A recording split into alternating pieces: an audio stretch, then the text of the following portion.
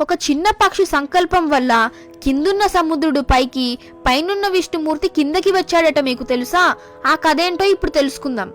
ఒక సముద్ర తీరాన ఒక చిన్న పక్షి తన గుడ్లను పెట్టేది. అది గుడ్లు పెట్టిన ప్రతిసారి సముద్రాలకు ఆ గుడ్లు సముద్రంలోకి కొట్టుకుపోయేవి. అలా ఎన్నిసార్లు గుడ్లు పెట్టినా అన్నిసార్లు సముద్రం తన గుడ్లను తీసుకెళ్లిపోయేది. ఇది చూసిన పక్షికి ఎంతో కోపం, కసి పెరిగిపోయాయి. ఎలాగైనా సముద్రాన్ని కప్పెట్టేయాలనుకుంది. సముద్రంలో తడిచి తన ఒంటికి ఇసుక అంటించుకొని మళ్లీ తిరిగి ఆ ఇసుకను సముద్రంలో వేయడం ప్రారంభించింది. ఇది చూసిన ఆ పక్షి భర్త కూడా ఆ పనినే చేయడం ప్రారంభించింది. మిగిలిన పక్షులు ఇది చూసి ఆశ్చర్యపోయాయి. అప్పుడు ఆ 2 పక్షులు విషయమంతా చెప్పాయి. ఇది విన్న మిగిలిన పక్షులు కూడా వాళ్లకు సహాయం చేయడానికి సముద్రంలో తడిచి వాళ్ళ ఒంటికి ఇసుక అంటించుకొని మళ్లీ తిరిగి ఆ ఇసుకను సముద్రంలో వేయసాగాయి. ఈ చైతన్యం ఎంతో దూరం వెళ్ళింది. ఎన్నో పక్షులు సముద్రంలో తడిచి వాళ్ళ ఒంటికి ఇసుక అంటించుకొని మళ్లీ తిరిగి ఆ ఇసుకను సముద్రంలో వేయసాగాయి. కొన్ని పక్షులైతే కారణం కూడా తెలియకుండా చేస్తున్నాయి.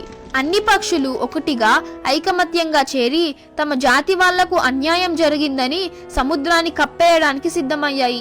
ఈ విషయం చివరికి గరుత్మంతునికి కూడా తెలుస్తుంది. గరుత్మంతుడు పక్షులకు రాజు కావడంతో ఎలాగైనా నా పక్షి జాతికి న్యాయం జరగాలని సముద్రంలో పెద్ద పెద్ద కొండలను తెచ్చి వేయడం మొదలు పెట్టాడు. ఇంతలో విష్ణుమూర్తి తన వాహనమైన గరుత్మంతుని గురించి అడగగా దేవతలందరూ గరుత్మంతుడు పెద్ద కొండల్ని తీసుకొచ్చి సముద్రంలో వేస్తున్నాడని చెప్పారు.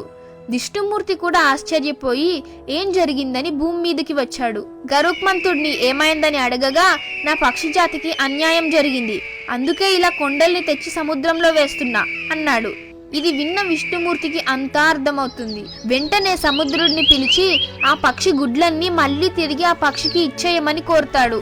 సముద్రుడు కూడా ఆ పక్షి గుడ్లన్నీ తిరిగి ఆ పక్షికి ఇచ్చేస్తాడు. విష్ణుమూర్తి ఆ పక్షికి తన గూడును సముద్రానికి కొంచెం దూరంగా పెట్టమని సలహా ఇస్తాడు.